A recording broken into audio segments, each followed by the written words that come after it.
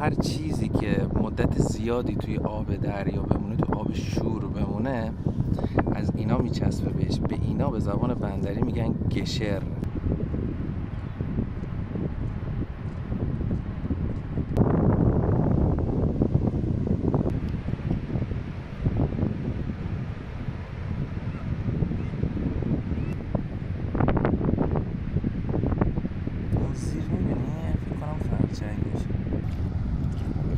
جون میده البته. سلام، امیدوارم حالتون خوب باشه. امروز میخوام با هم دیگه بریم لب دریای بندرعباس ساحل، یه خورده توضیح بدم براتون. ویدیوهای مختلف گذاشتم از ساحل. این دفعه میخوام بریم یه سری توضیحات رو بهتون بدم در مورد اینکه مشتا چیه. یه سری چوبا رو میبینید لب دریا که یه سری تور دورش هست به یک شکل مهندسی شده یه خاصی کاشته شدن و یه سری ماهی ها رو هم میبینیم. اسم ماهی ها رو توی ویدیو ازتون پرسیدم که بهم بگین که اسم ماهی ها چیه. یه مدل ماهی هم بیشتر نیست. تونستم جون یه ماهی هم نجات بدم.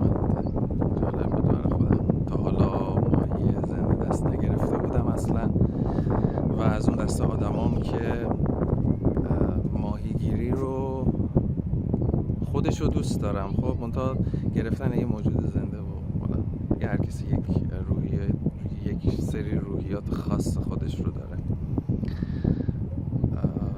امیدوارم خوشتون بیاد از این ویدیو و بیشتر از این صحبت نکنم. یه سری خیلی کوتاه توضیح دادم. خیلی خودم مخالف صحبت کردن زیاد روی ویدیوها هستم.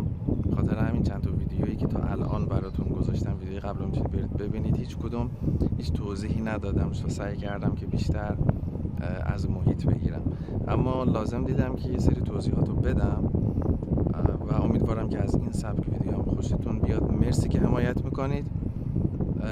لایک و کامنت فراموش نشه. نظرتون رو بهم بگید اگر سوالی دارید یا اینکه دوست دارید از کجای بندرعباس بیشتر براتون ویدیو بذارم. مرسی. بریم ببینیم که مشتا چیه و داستانش از چه قراره.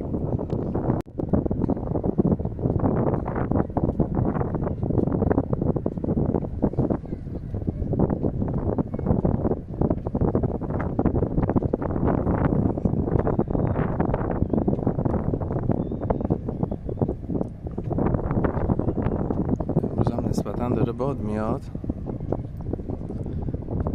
اینجا اون قسمت رو میبینی، کوه هرمزه، جزیره هرمزه. هوا که تمیز باشه راحت میتونید ببینید. الان خیلی پایینه. معمولا بعد از بارون خیلی خوب دیده میشه. بعد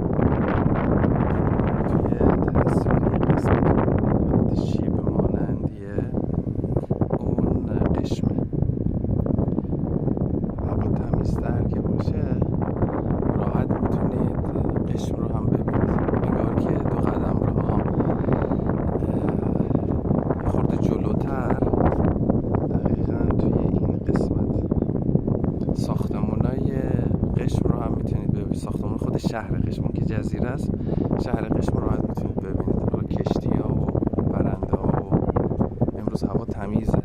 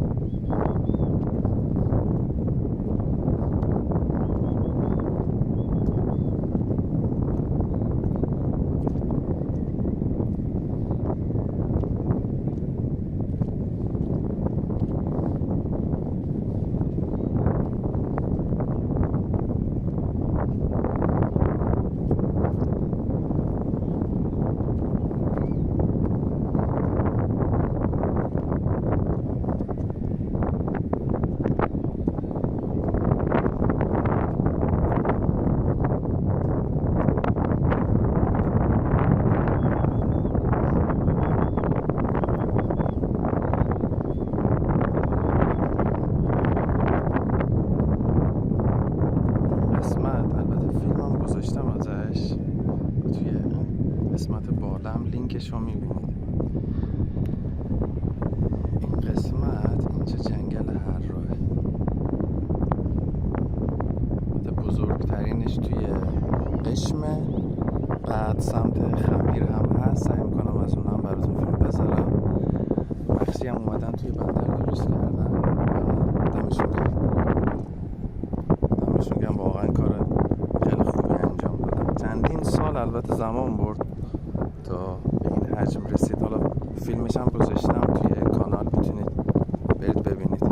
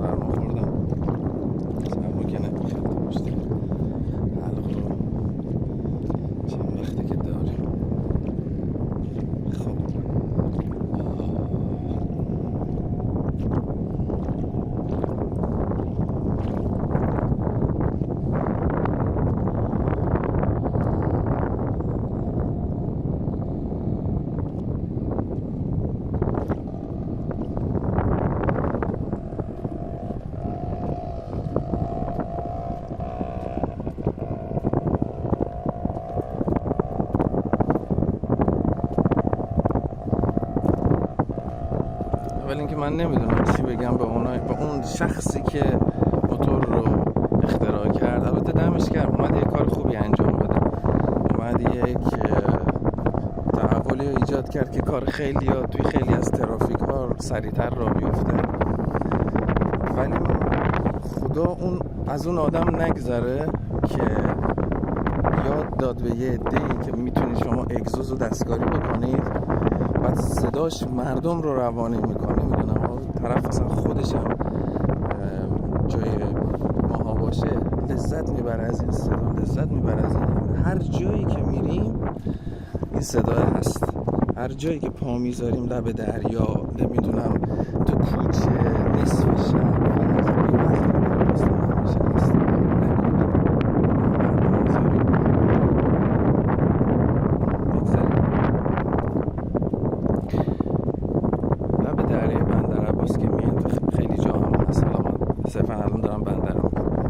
یه سری چوب میبینید که کاشته شده توی زمین.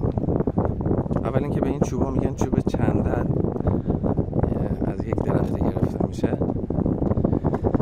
به این نوع روش ماهیگیری، یعنی به این مکان، به این چیزی که میبینید که البته الان این کامل نیست، اون برتر هست و خیلی پایین میزنه، همون که خیلی آب میره پایین، معمولا هم تو کمر میرن تو آب، چند تا چوب رو میکارن به یک روش حساب شده، مهندسی شده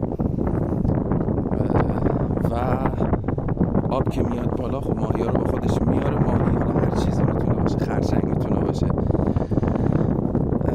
ماهی مرکب میتونه باشه و حتی لاک پشت هم بعضی وقتا گیر کرده، سفره ماهی هم گیر کرده توش.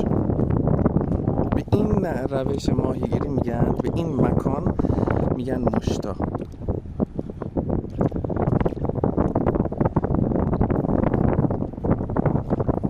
خیلی پایین تر میزنن که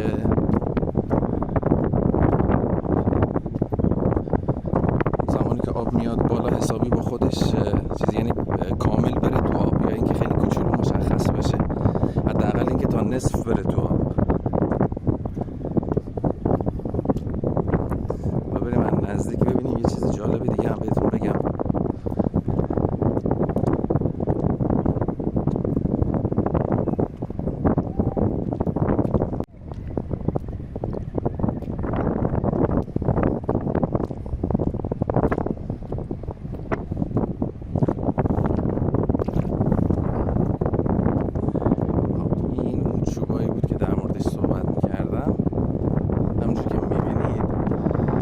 ساحل فاصله داریم، جایی که مبلغ تا همونجا میاد بالا.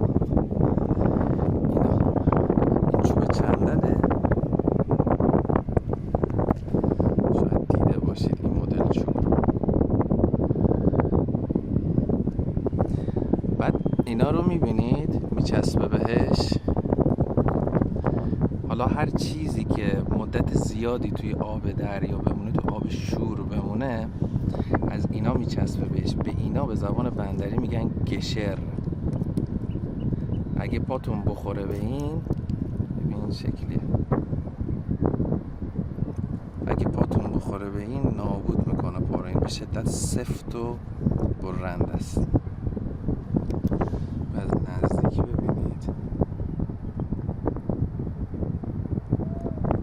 تو تمام این، یعنی از کجا متوجه میشید که آب تا کجای این قسمت میاد؟ تا جایی که گشر بسته. ببینید تا اینجا، نهایتا دیگه تا اینجا، دیگه از این قسمت به بالا، از این قسمت به بالا دیگه چیز نمیاد. تو اون دوتای دیگه ای هم که تو تصویر دارید میبینید هم به همین شکله.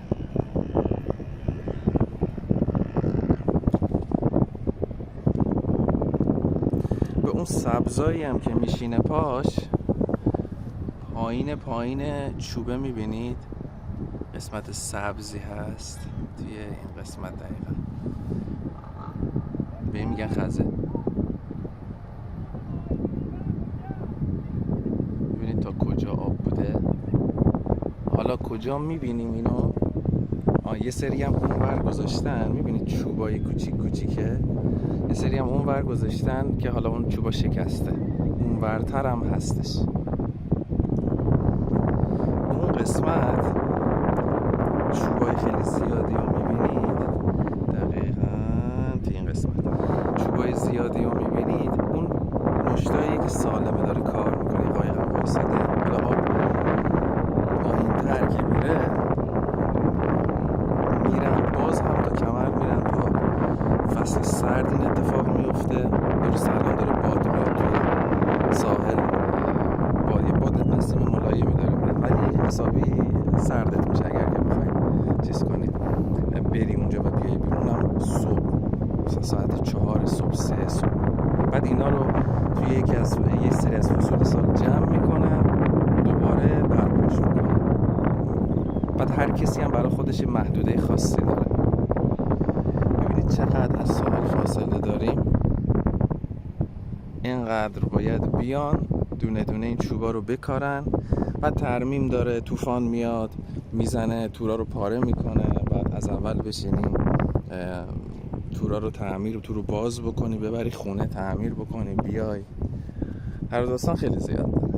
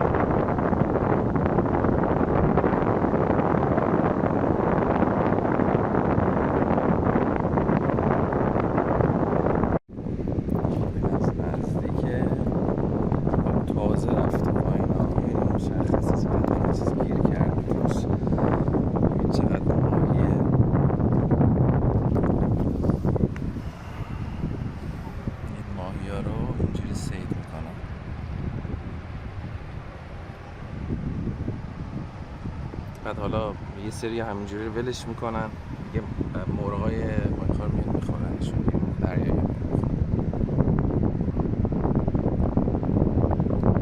چش کار میکنه.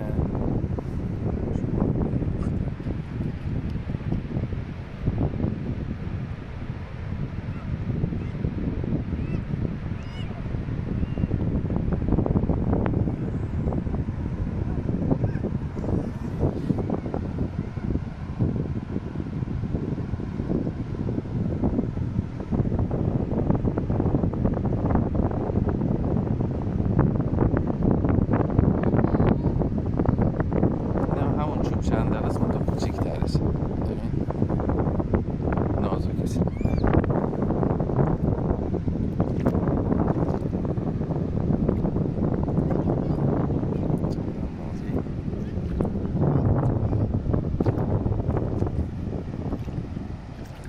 اینجوری درستش میکنن یا مرتب این ور رو میبینی از این قسمت اینجوری میاد بعد برمیگرده میره تا ته.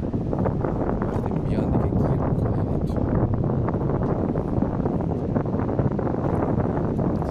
چقدر خوبی.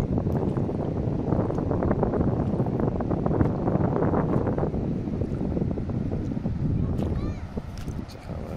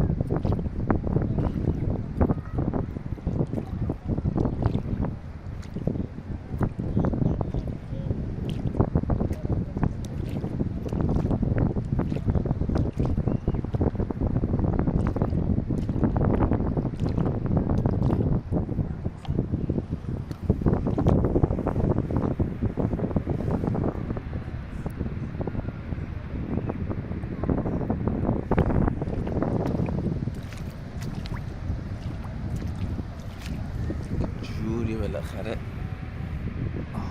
خب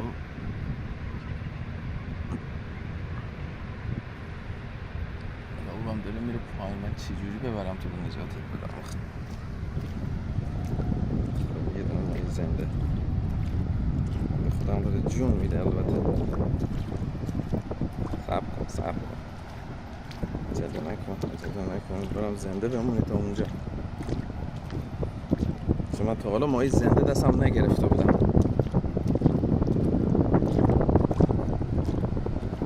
خب بذارمش تو آب،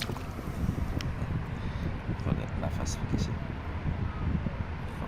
خب نفس بکش،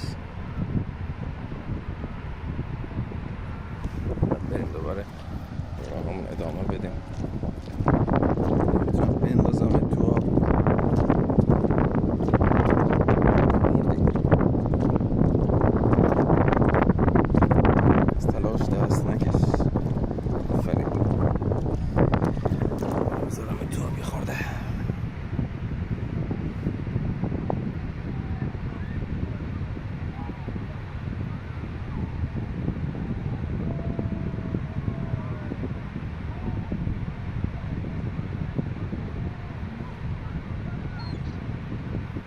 خب یعنی تمام اینایی که مردن یا بچه نمیری یا ای یه همه رو نایمدم که بمیری. نمیری؟ زنده یه هنوز؟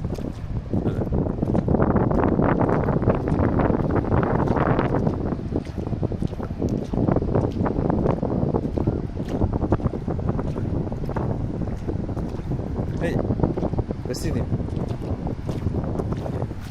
آها چطوری؟ زنده ای هنوز؟ هنوز زنده است.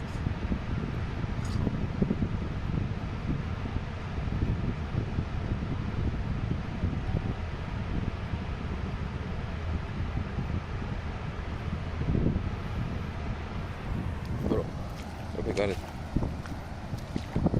خب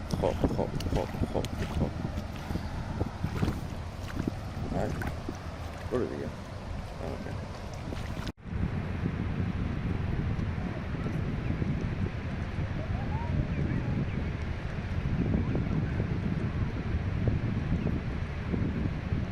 چجوری از ماهیات تغذیه میکنه؟